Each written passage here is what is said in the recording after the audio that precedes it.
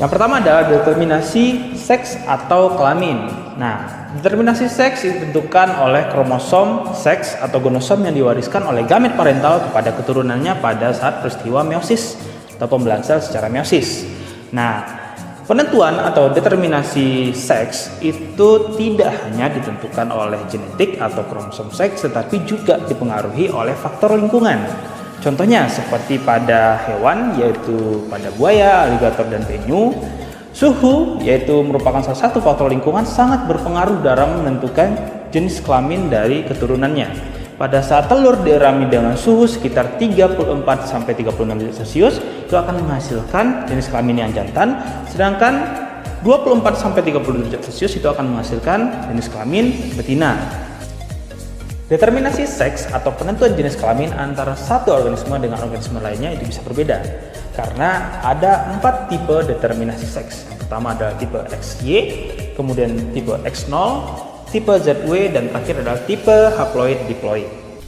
Ya, jadi determinasi kelamin seperti yang sudah saya sebutkan tadi adalah penentuan jenis kelamin berdasarkan kromosom seks yang diwariskan, meskipun juga ada beberapa organisme yang dipengaruhi oleh lingkungan ya, tapi tetap dominasi dari pewarisan kromosom seks itu sangat tinggi.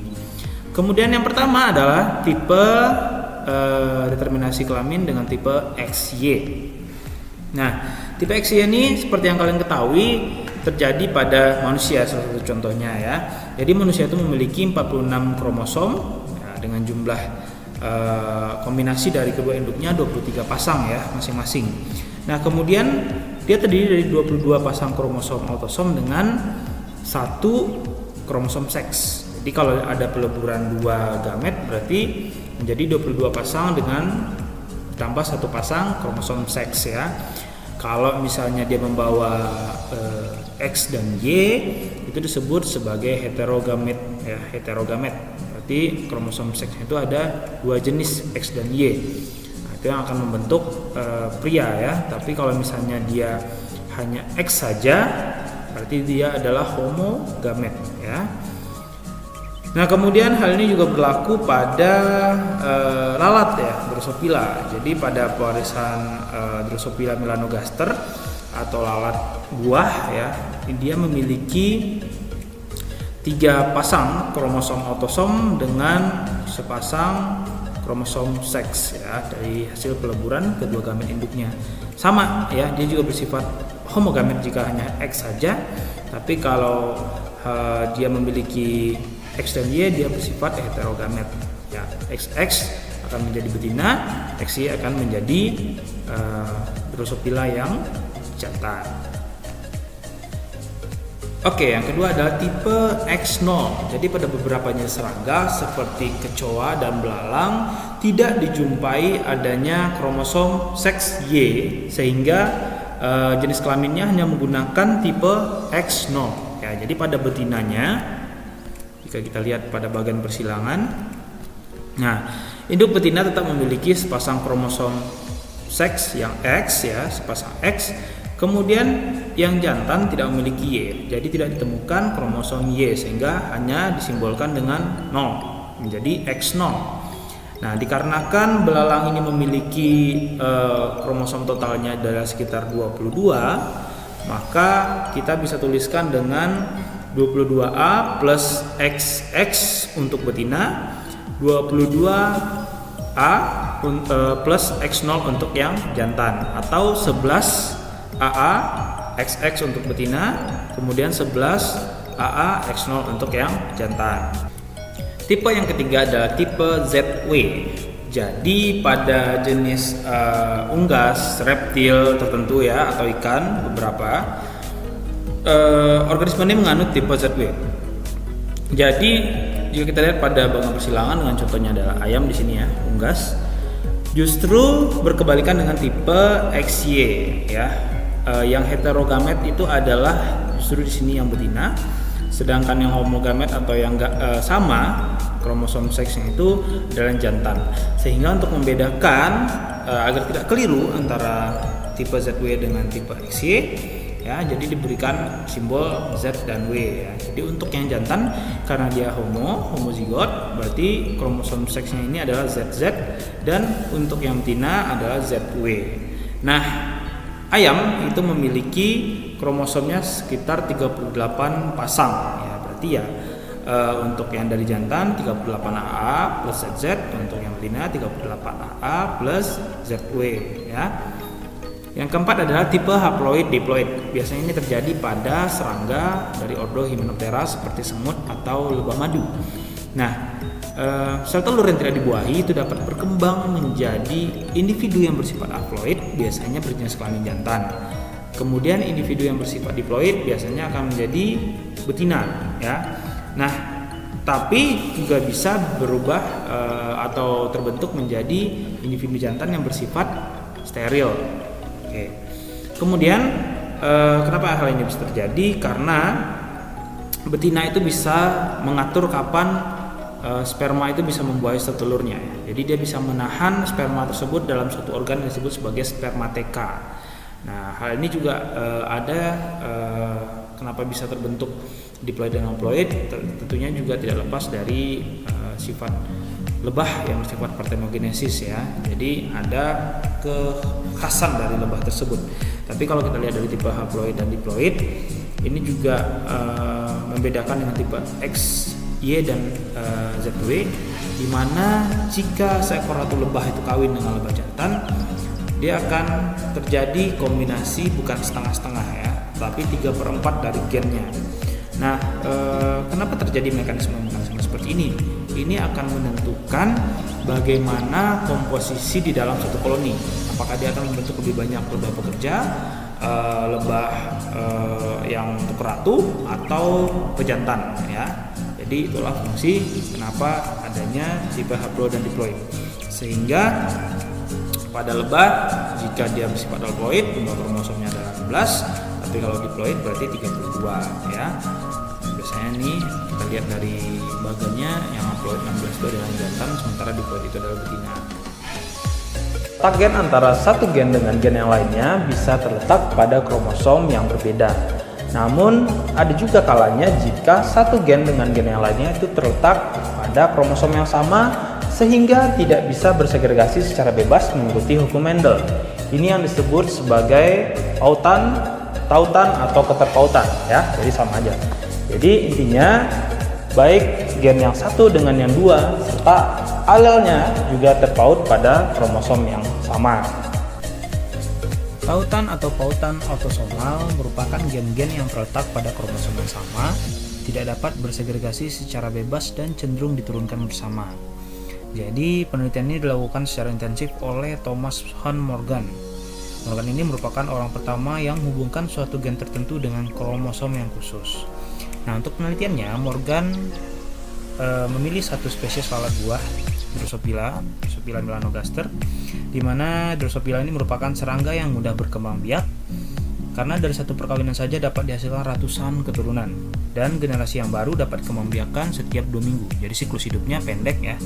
Dan kemudian karakteristik ini menjadikan Drosophila sebagai organisme yang sangat cocok sekali untuk kajian-kajian genetik ya, atau hewan model. Nah, keuntungan lain adalah karena lalat ini hanya memiliki 4 pasang kromosom, 3 pasang kromosom autosom dengan 1 pasang kromosom seks. Dimana untuk Drosophila tadi kita udah bahas, untuk yang betina memiliki sepasang kromosom X yang homolog, sedangkan jantan memiliki kromosom seks X dan Y. Nah, kemudian ya setelah mengembangbiakan alat buah dan mencari individu yang varian, Morgan akhirnya mendapatkan hasil ya. Jadi dia menemukan Drosophila jantan dengan mata putih yang berbeda dengan mata normal, yaitu merah. Jadi tipe mutannya adalah putih, normalnya merah gitu ya. Kemudian fenotipe yang tidak normal ini untuk suatu karakter ya disebut sebagai fenotipe mutan, karena karakter tersebut sebenarnya berasal dari alel tipe normal yang mengalami perubahan atau mutasi ya. Kemudian kedua karakter tersebut diamati Morgan, yaitu warna tubuh dan ukuran sayap. Nah, lalat buah tipe mutan memiliki tubuh berwarna hitam dan sayap tipe vestigial atau berkerut yang jauh lebih kecil daripada sayap pada lalat normal. Kemudian diberikanlah simbol untuk alel-alel ini, di mana B itu memberikan sebagai simbol untuk warna abu-abu, V kecil itu hitam, kemudian V besar itu adalah sayap normal, dan V kecil itu adalah sayap vestigial. Nah, kemudian Morgan melakukan persilangan tes cross terhadap buah betina, tubuh yang berwarna abu-abu dan sayapnya normal heterozigot, yang ini V besar V kecil V besar V kecil, dengan fenotipe mutannya V kecil V kecil V besar V besar ya. Jadi hasil penyilangan diharapkan adalah 4 kelas fenotipe yang rasio keturunan itu sama, 1:1 banding 1 banding 1 ya. Itu yang diharapkan Morgan ya. Nah, diharapkan 575 sama semuanya dengan perbandingan 1 ya setiap fenotipe yang muncul. Tapi malah yang muncul itu berbeda.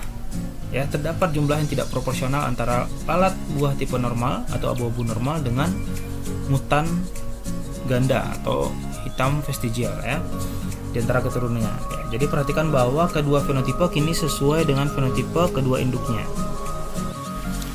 Nah, jadi Morgan beralasan bahwa warna tubuh dan bentuk sayap ini biasanya diwarisi secara bersama-sama dalam kombinasi yang spesifik karena gen-gen untuk kedua karakter ini berada pada kromosom yang sama atau terpaut. Nah, sedangkan adanya variasi-variasi fenotipik baru seperti abu-abu vestigial dan hitam normal ini dapat dihasilkan dari proses pindah silang yang nanti akan kita bahas pada pertemuan selanjutnya. Dengan kata lain, gen-gen yang diteliti oleh Mendel adalah gen-gen yang tidak bertaut atau berada pada kromosom yang berbeda. Dan memang secara kebetulan setelah dicek, 7 gen yang diteliti oleh Mendel memang ternyata semuanya terletak pada kromosom yang berbeda. Setelah kita membahas mengenai determinasi seks dan pautan atau keterpautan, sekarang kita lanjutkan dengan membahas yang namanya dengan pindah silang. Jadi jika kita lihat hasil persilangan yang dilakukan oleh Morgan tentang Drosophila, kita sudah bahas di pautan, ada pautan seks dan pautan autosom. Kemudian jika kita lihat di sini ternyata hasil persilangan antara tipe liar tubuh abu-abu sayap normal dengan tubuh hitam sayap vestigial tipe mutannya itu menghasilkan 2 tipe yang sama persis dengan induk, tapi juga ada 2 tipe yang berbeda dari induk. Ini menunjukkan bahwa ada sifat baru. Kenapa bisa terjadi sifat baru padahal sudah dikatakan dia terpaut? Ya, inilah yang disebut sebagai peristiwa pindah silang. Meskipun terdapat keterpautan antara satu gen dengan gen yang lainnya, adanya pindah silang menyebabkan timbulnya variasi baru. Jadi seperti bersegregasi dan bergabung secara bebas kembali seperti hukum Mendel.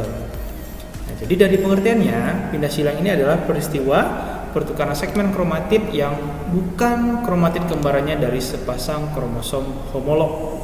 Ya, jadi cara pembentukannya tentunya dengan membentuk suatu struktur ya atau titik temu yang disebut sebagai kiasma. Kalau jamak disebut sebagai kiasmata. Nah, biasanya ini dapat ditemukan pada profase 1 atau awal dari metafase 1. Nah, kemudian ya terdapat pindah silang tunggal dengan pindah silang ganda. Hal ini berdasarkan jumlah ya atau titik kiasma tempat terjadinya pindah silang. Ya, berarti kalau hanya satu titik atau satu tempat itu disebut sebagai pindah silang tunggal. Kalau misalnya terjadi di 2 tempat itu disebut sebagai pindah silang ganda. Nah, dengan adanya pindah silang akan terbentuk tipe yang dinamakan tipe rekombinasi atau rekombinan.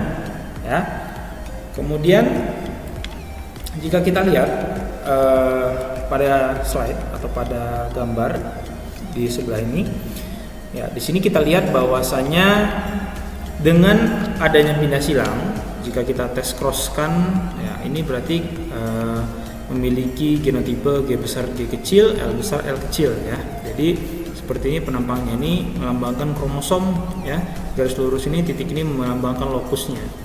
G ini dan L ini melambangkan berarti gen. Dan ini pasangan alelnya ya, yang huruf kecil. Disilangkan dengan dilakukan tes cross ya. silangkan dengan yang homozigot resesif. Nah, di sini terjadi pindah silang ya antara satu kromatid yang bukan kromatid homolognya ya. Ini ada kiasmanya di sini. Kemudian akan memunculkan gamet yang baru ya. Jadi ada G besar L besar, G besar L kecil ya, G kecil L besar ya. Jadi tadi jika kita lihat sepertinya G besar dan L besar itu terpaut. Tapi karena adanya pindah silang ya G kecil dengan L kecil juga terpaut. Tapi karena adanya pindah silang ya dia bisa terjadi tipe rekombinan. Jadi jika kita lihat G besar L kecil dengan G kecil L besar ini adalah tipe baru atau tipe rekombinannya, hasil rekombinasi hasil pindah silang. Nah, didapatkanlah hasil perpaduan keturunan, genotipe keturunannya ya jika kita silangkan dengan gamet pada G kecil L kecil ini ya, sebagai berikut. Jadi dapat perbandingan 1:1 semuanya ya. Jadi ini menunjukkan test cross-nya berhasil ya. Nah, kemudian ada beberapa faktor yang menyebabkan terjadinya pindah silang. Itu dapat kalian lihat pada buku teks halaman 172 ya. Jadi jika kalian lihat di sana ada pengaruh dari jarak antar gen, suhu, umur, zat kimia, dan jenis kelamin ya. Kemudian dalam pindah silang ya tadi sudah tersebutkan bahwasanya akan terbentuk dua kelompok, yaitu kombinasi parental dengan kombinasi rekombinan atau kombinasi baru. Nah, persentase terbentuknya kombinasi baru saat terjadinya pindah silang ini disebut sebagai nilai pindah silang atau kita singkat sebagai NPS. Cara mencarinya seperti apa? Ya, nilai pindah silang atau NPS itu sama dengan jumlah kombinasi baru atau jumlah rekombinan per hasil penjumlahan antara kombinasi baru atau rekombinan ditambahkan dengan kombinasi parental. Ya, berarti kalau persentase dikali 100%. Nah, perlu diketahui nilai pindah silang tidak akan lebih dari 50% ya, bahkan bisa kurang. Kenapa? Karena ada dua hal. Yang pertama adalah hanya ada 2 kromatid ya dari 4 kromatid yang akan berperan dalam proses pindah silang. Nah, jadi kita tadi sudah lihat gambarnya. Kemudian pindah silang ganda akan banyak mengurangi kombinasi rekombinan ya. Jadi ketika terjadi satu kali pindah silang, berpindah lengan dari atau segmen dari kromatidnya dengan kromatid yang tidak homolog, kemudian terjadi lagi pindah silang yang kedua, itu bisa saja dia kembali lagi ke posisi awal. Inilah yang menjadi landasan kenapa pindah silang yang ganda akan mengurangi banyaknya rekombinasi rekombinan yang terbentuk atau yang dihasilkan. Nah, kemudian ini beberapa contoh soal ya untuk menghitung nilai pindah silang. Jadi hasil tes cross gen H besar H kecil, P besar P kecil menunjukkan perbandingan 9:1:9. Yang pertama adalah membuktikan bahwa gen H dan H besar dan P kecil mengalami pindah silang. Kemudian tentukan jarak antara gen H besar dan P kecil dan tentukan nilai pindah silang. Ya, caranya seperti apa? Ya. Cara untuk membuktikan H besar dan P kecil mengalami pindah silang ya kita silangkan. Kita lakukan tes cross dengan homozigot resesifnya. Didapatkan 4 gamet dari H besar H kecil P besar P kecil. Ya, dapatkan 4 gamet ini tinggal dikombinasikan. Lihat apakah di sini terbentuk kelompok parental atau kombinasi parental dengan kelompok rekombinan atau kombinasi baru. Ya, betul ya, dilihat dari berdasarkan genotipe miripkah dia dengan tetua atau tidak. Jadi yang tidak mirip dengan tetua atau yang genotipe baru itu adalah H kecil, P besar, P kecil, H besar, H kecil, P kecil, P kecil. Ini menunjukkan bahwa terjadi pindah silang. Kemudian, nah ada pertanyaan tentang menentukan jarak antara gen H dan H besar dan P kecil. Bagaimana cara menentukannya? Cara yang lebih gampang adalah kita tentukan dulu NPS-nya, nilai pindah silangnya. Jadi kalau untuk menentukan NPS tentu kita butuh total dari rekombinan, total dari parental. Nah, kalau untuk nilai kombinasi parental, ya berarti yang parental itu yang mana? Yang punya nilai 9 ya. Jadi 9 tambah 9 18 per 20 jumlah semuanya dikali 100% ya 90%. Inilah yang menunjukkan bahwasanya pindah silang itu ya kurang dari 50% dan parentalnya pasti besar dari 50%. Jadi ini membuktikan juga bahwasanya H dan P mengalami pindah silang ya. Kalau misalnya kombinasi parentalnya 100% berarti tidak mengalami pindah silang ya. Tidak ada tipe baru di sana. Ya, untuk membuktikan bahwasanya terjadi pindah silang antara gen H besar dan gen P kecil, kita bisa hitung saja nilai pindah silangnya ya biar tidak membingungkan. Kalau 2/20 ya ada 2 gen per 20 genotipe yang muncul, itu maksudnya ya. Kemudian cara gampangnya adalah kita cukup menghitung nilai pindah silang saja. Jadi nilai pindah silang itu selain untuk menentukan persentase pindah silangnya atau nilai pindah silangnya, juga bisa untuk menentukan jarak gen yang mengalami pindah silang ya. Jadi kalau misalnya nilai pindah silang yang didapatkan adalah 10%, berarti jarak gennya juga 10, tetapi dalam satuan cm. C kecil, M besar itu adalah centimorgan ya. Jadi satuan yang dibuat atau didapatkan ya dari si Morgan tadi. Ya, selanjutnya adalah yang keempat, gagal berpisah atau non-disjunction. Jadi peristiwa gagal berpisah ini merupakan peristiwa kegagalan kromosom homolog untuk memisahkan diri pada saat pembelahan meiosis. Jadi ada gamet yang akhirnya memiliki kelebihan kromosom, ada gamet yang malah kekurangan kromosom. Ya, seperti sebelumnya, hal ini juga dibuktikan dan juga terjadi pada lalat buah Drosophila melanogaster. Nah, jika kita silangkan antara betina ya dari Drosophila dengan yang jantan pada saat pembelahan gamet ya atau pembelahan secara meiosis, di sini terlihat bahwasanya satu kromosom X dari 2 ini tidak memisah. Akhirnya setengah dari gamet atau setengah dari genotipe dari betina ini ya dia tidak memiliki kromosom seks yang X. Jadinya ditulis sebagai 3A autosom 0. Dia memiliki kromosom tubuh somatik tapi tidak punya kromosom seks. Ya, sementara di sini normal tetap ya. Nah, kemudian dapatlah F1 kombinasinya 3AA triple X, 3AA double XY, kemudian 3AA X0, 3AA Y0. Nah, kalau terjadi seperti ini, ada sifat-sifat atau fenotipe pada lalat ya yang akhirnya muncul karena terjadinya gagal berpisah ini. Dimana kalau dia XX itu berarti normal seperti biasa, XY juga adalah jantan normal, kemudian XXX ya kelebihan kromosom X itu super, disebut sebagai super betina, tapi biasanya mati ya, jadi dia letal. Kalau dia punya kromosom Y, si betina punya kromosom Y, XX plus Y, betina jadi fertil ya, mungkin karena dia membawa kromosom Y seperti pada jantan ya. Kemudian X0 ya jadinya steril ya, jadi si jantannya kehilangan Y, dan kalau Y0 itu letal. Jadi tidak jelas ya kalau Y0 ini apa jenis kelaminnya gitu, tapi dia langsung letal atau langsung mati. Nah, kemudian seorang ilmuwan ya yang bernama Calvin Blackman Bridges, dia mencetuskan bahwa penentuan jenis kelamin lalat buah tidak hanya ditentukan oleh hadirnya kromosom X dan Y, tetapi juga ditentukan oleh perbandingan antara kromosom X dan autosom atau dengan autosom. Perbandingan ini disebut sebagai indeks kelamin atau IK, dan teori yang dia cetuskan ini disebut sebagai teori keseimbangan kelamin dari Bridges.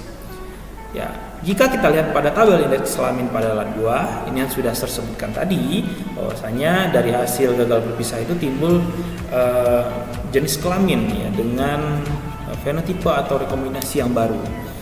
Nah, kalau kita lihat dari nilai IK-nya 3A triple X ya, itu 3/2.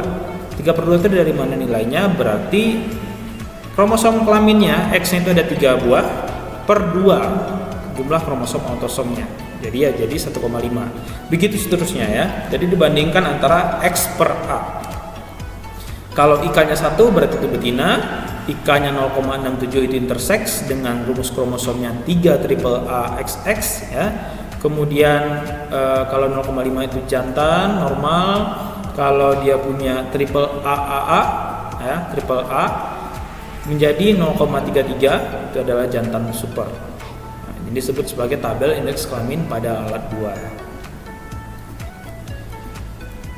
Setelah kita membahas mengenai pindasilan dan non-disjunction, kita masuk kepada gen letal. Apa sih gen letal itu? Ya, gen letal ini adalah gen yang akan menyebabkan kematian pada individu yang memilikinya atau individu yang diwarisi oleh tetuanya. Nah, gen letal ini bisa bersifat homozigot, baik itu homozigot dominan maupun homozigot resesif. Kalau dia gen letal dominan, jika homozigot berarti dia akan letal atau mati. Jika heterozigot biasanya disebut sebagai subletal, ya. Biasanya ada kelainan, ada kecacatan di situ. Kemudian jika gen letalnya adalah gen letal yang resesif dan bersifat homozigot, ya berarti dia langsung mati atau letal. Dan jika dia heterozigot, dia akan carrier, dia membawa potensi gen letal tersebut. Jadi penampilnya tidak ada kecacatan, normal, tapi di dalam tubuhnya, di dalam gennya dia membawa gen letal tersebut. Apa contohnya? Ya, contohnya untuk gen letal dominan itu adalah ayam yang disebut sebagai ayam creeper atau ayam redep ya. Nah, jadi pertumbuhan tulang ditentukan oleh adanya gen C. Kemudian tentu gen C kecil, Jadi tentunya alel dari gen C kecil adalah C besar. Kalau C kecil itu menyebabkan tulang tumbuh normal, berarti C besar itu menyebabkan tulang tidak tumbuh normal. Artinya kalau heterozigot berarti adanya kecacatan. Ya. Nah, berarti kalau dia homozigot, C besarnya berarti dia letal. Ya, kalau C homozigot resesif, C kecil itu normal. Heterozigot dia akan cacat. C besar atau homozigot dominan dia akan mati. Jadi ketika disilangkan antara ayam normal ya, tapi dia bersifat heterozigot, dia membawa gen letal tersebut, maka akan dihasilkan perbandingan 1:2:1, di mana yang satu itu adalah letal karena punya homozigot dominan. Kemudian heterozigot dia memiliki kecacatan. Kecacatan itu seperti apa? Terganggu pertumbuhan tulangnya. Ya, didapatkanlah ayam creeper atau ayam redep yang seperti ayam cebol ya, kerdil ya. Bagian kakinya saja ya, pertumbuhan tulangnya. Kemudian jika kita lihat yang satunya lagi, itu adalah ayam normal karena homozigot resesif. Hal ini juga terjadi pada tikus kuning. Ya, biasanya tikus normal itu akan berwarna hitam atau abu-abu ya. Kemudian warna ini ditentukan oleh gen resesif Y. Sama ya, jika Y besar berarti dia tidak akan menyebabkan warna abu-abu atau hitam, malah akan menampilkan warna kuning. Nah, kalau tikus kuningnya hidup ya, berarti dia adalah heterozigot. Y besar, Y kecil.